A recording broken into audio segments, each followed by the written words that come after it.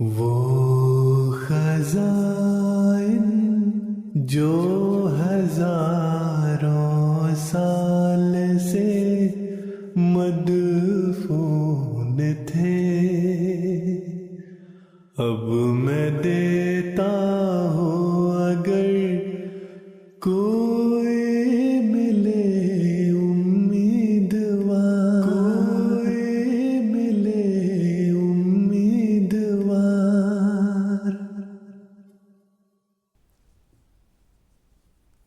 اعوذ باللہ من الشیطان الرجیم، بسم اللہ الرحمن الرحیم۔ درس از تحریرات سیدنا حضرت اقدس مسیح موعود علیہ الصلوۃ والسلام۔ اللہ جل شانہ و عز اسمہ کے بارے میں حضرت اقدس مسیح موعود علیہ الصلوۃ والسلام فرماتے ہیں، یاد رہے کہ جس طرح ستارے ہمیشہ نوبت بنوبت طلوع کرتے رہتے ہیں، اسی طرح خدا کے صفات بھی طلوع کرتے رہتے ہیں۔ کبھی انسان خدا کے صفات جلالیہ اور استغنائے ذاتی کے پرتو کے نیچے ہوتا ہے، اور کبھی صفات جمالیہ کا پرتو اس پر پڑتا ہے۔ اسی کی طرف اشارہ ہے جو اللہ تعالیٰ فرماتا ہے، کل یومن ہو فی شان، سورۃ الرحمن آیت 30۔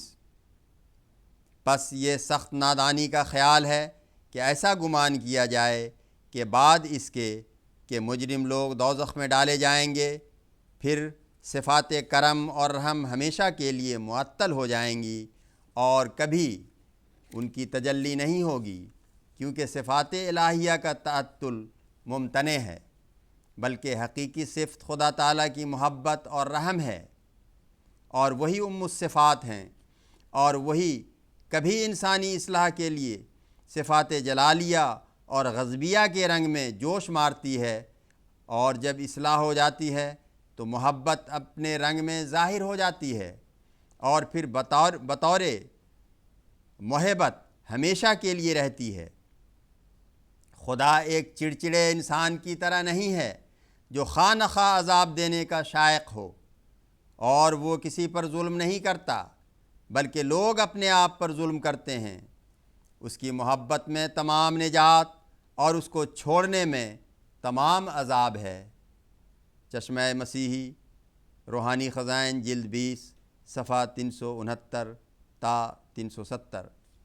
پھر حضرت اقدس علیہ الصلوۃ والسلام فرماتے ہیں، جاننا چاہیے کہ جس خدا کی طرف ہمیں قرآن شریف نے بلایا ہے، اس نے یہ صفات لکھی ہیں، هو اللہ الذی لا الہ الا هو عالم الغیب والشہادہ، هو الرحمن الرحیم مالک یوم الدین الملک القدوس السلام المؤمن المہیمن العزیز الجبار المتکبر، هو اللہ الخالق الباری المصور له الاسماء الحسنی، یسبح له ما فی السماوات والارض وهو العزیز الحکیم، علی کل شیء قدیر، رب العالمین الرحمن الرحیم مالک یوم الدین، اجیب دعوت الداعی اذا دعان، الحی القیوم، قل هو اللہ احد اللہ الصمد، لم یلد ولم یولد ولم یکن لہ کفوا احد۔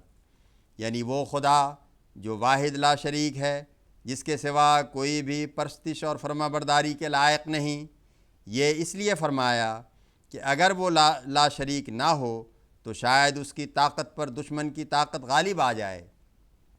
اس صورت میں خدائی معرض خطرہ میں رہے گی، اور یہ جو فرمایا کہ اس کے سوا کوئی پرستش کے لائق نہیں، اس سے یہ مطلب ہے کہ وہ ایسا کامل خدا ہے جس کی صفات اور خوبیاں اور کمالات ایسے اعلیٰ اور بلند ہیں کہ اگر موجودات میں سے بوجہ صفات کاملہ کے ایک خدا انتخاب کرنا چاہیں، یا دل میں عمدہ سے عمدہ اور اعلیٰ سے اعلیٰ خدا کی صفات فرض کریں، تو سب سے اعلیٰ جس سے بڑھ کر کوئی اعلیٰ نہیں ہو سکتا وہی خدا ہے جس کی پرستش میں ادنا کو شریک کرنا ظلم ہے۔ پھر فرمایا کہ عالم الغیب ہے، یعنی اپنی ذات کو آپ ہی جانتا ہے، اس کی ذات پر کوئی احاطہ نہیں کر سکتا۔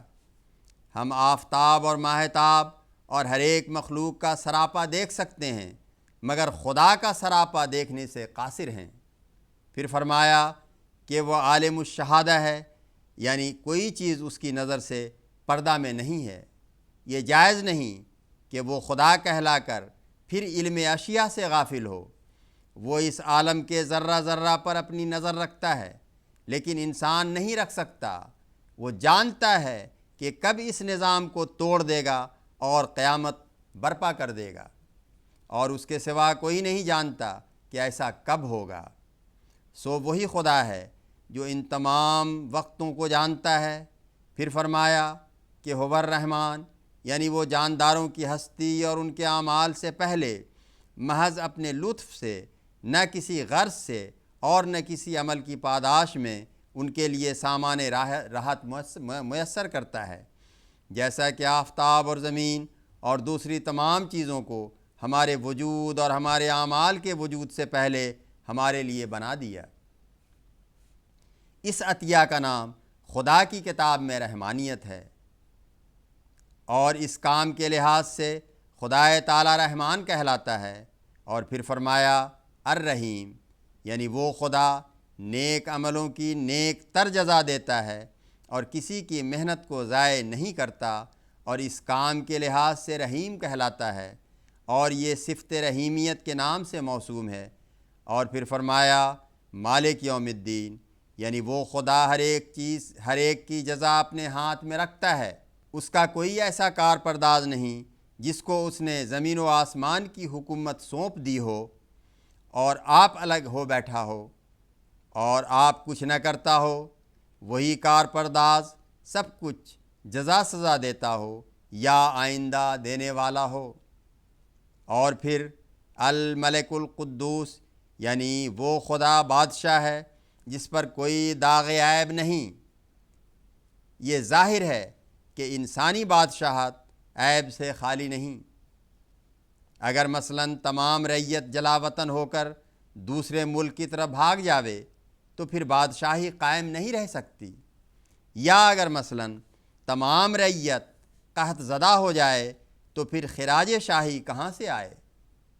اور اگر رعیت کے لوگ اس سے بحث شروع کر دیں کہ تجھ میں ہم سے زیادہ کیا ہے، تو وہ کون سی لیاقت اپنی ثابت کرے؟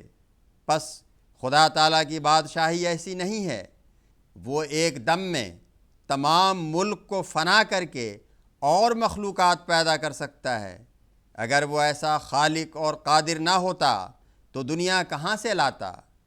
کیا نجات یافتہ لوگوں کو دنیا میں بھیجنے کے لیے پھر پکڑتا اور ظلم کی راہ سے اپنی معافی اور نجات دہی کو واپس لیتا؟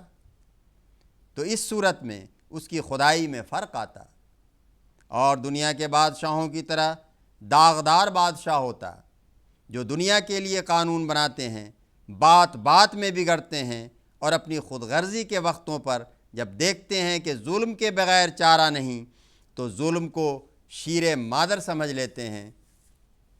مثلاً قانون شاہی جائز رکھتا ہے کہ ایک جہاز کو بچانے کے لیے ایک کشتی کے سواروں کو تباہی میں ڈال دیا جائے اور ہلاک کیا جائے، مگر خدا کو تو یہ اضطرار پیش نہیں آنا چاہیے۔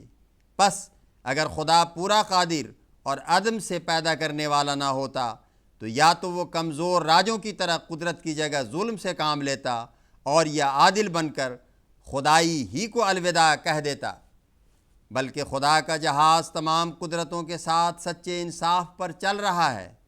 پھر فرمایا السلام، یعنی وہ خدا جو تمام عیبوں اور مصائب اور سختیوں سے محفوظ ہے بلکہ سلامتی دینے والا ہے۔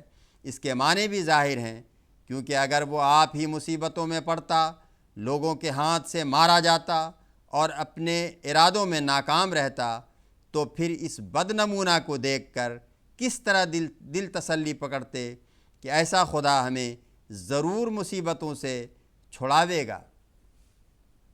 چنانچہ اللہ تعالیٰ باطل معبودوں کے بارے میں فرماتا ہے ان الذین تدعون من دون اللہ لن یخلقوا ذبابا ولو اجتمعوا لہ وإن یسلبہم الذباب شیئا لا یستنقذوہ منہ ضعف الطالب والمطلوب ما قدر اللہ حق قدرہ ان اللہ لقوی عزیز۔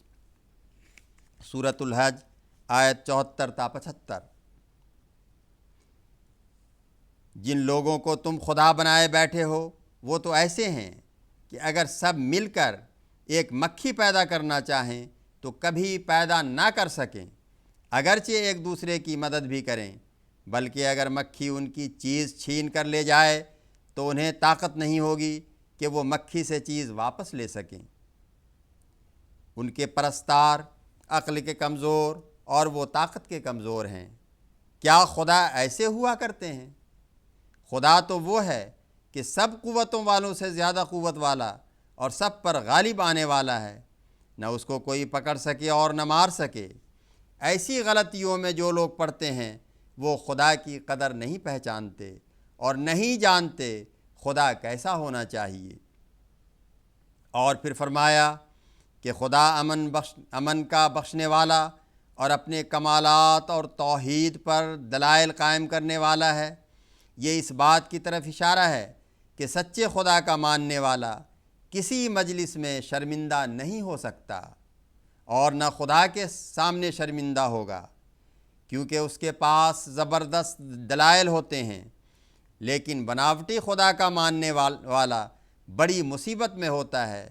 وہ بجائے دلائل بیان کرنے کے ہر ایک بیہودہ بات کو راز میں داخل کرتا ہے تا ہنسی نہ ہو، اور ثابت شدہ غلطیوں کو چھپانا چاہتا ہے۔ اللہم صلی علی محمد و آل محمد و بارک وسلم انک حمید مجید۔